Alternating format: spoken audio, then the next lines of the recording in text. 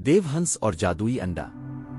अनोखा मेहमान। पहाड़ों के दामन में एक खूबसूरत सा गांव था जिसका नाम उगिल नगर था। इस गांव के लोग निहायत सादा, मेहनती और खुश अखलाक थे, मगर अक्सर गुर्बत से परेशान रहते। गांव में एक छोटा सा घर था जहां बूढ़ा बाबा और बूढ़ी अम्मा रहा करते थे।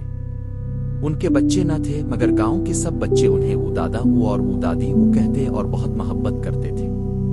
एक दिन जब बाबा लकड़ियां काटने नदी के किनारे गया तो अचानक इसे झाड़ियों में से किसी के कराहने की आवाज आई। बाबा ने करीब जाकर देखा तो हैरान रह गया।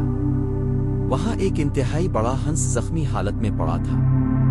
हंस का कद तो किसी भैंस जितना था और परों पर सफेद और सुनहरी रोशनी झलक रही थी।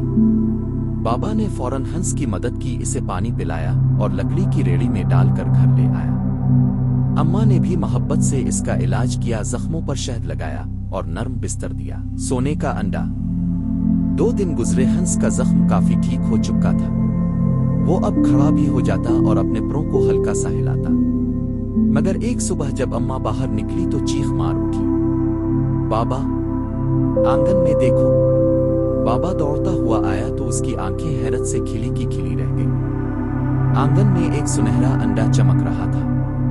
ये अंडा किसी मुर्गी के अंडे जैसा नहीं था, ये तो किसी खजाने की तरह चमक रहा था।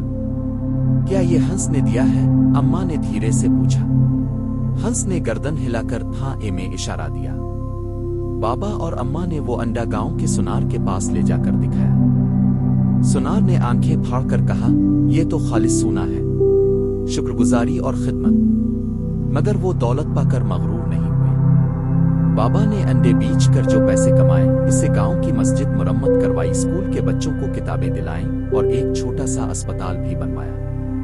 अम्मा ने गांव के गरीबों के लिए खाने की दुकान खोली जहां हर किसी को एक अंडा मुफ्त मिलता, वो भी सेहत बख्श और तवानाई से भरपूर। जल्द ही उनकी अंडे वाली दुकान पूरे इलाके में मशहूर हो गई। हर हफ्ते देवहंस एक अंडा देता और बाबा अम्मा इसे सखी दिल के साथ बांटते। गांव के बच्चे देवहंस को दोस्त बना लेते।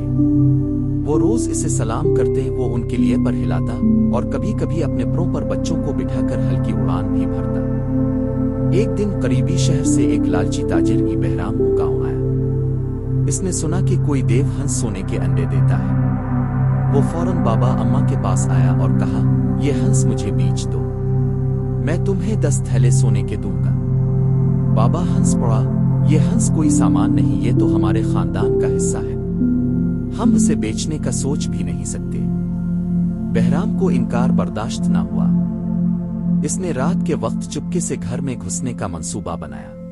अगली सुबह जब गांव वाले जमा हुए और ये सब देखा तो हैरत से एक दूसरे का मुंह देखने लगे।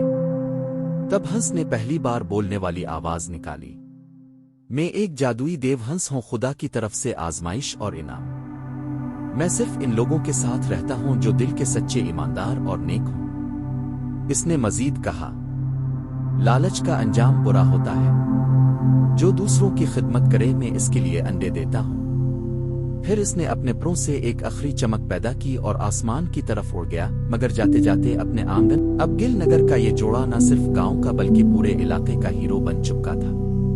उनके हंस की कहानी स्कूलों में सुनाई जाती, बच्चे सबक सीखते और हर कोई जानता था कि देवहंस सिर्फ उनके साथ रहता है जो सच बोले, एहसान करें और लालच से बचे।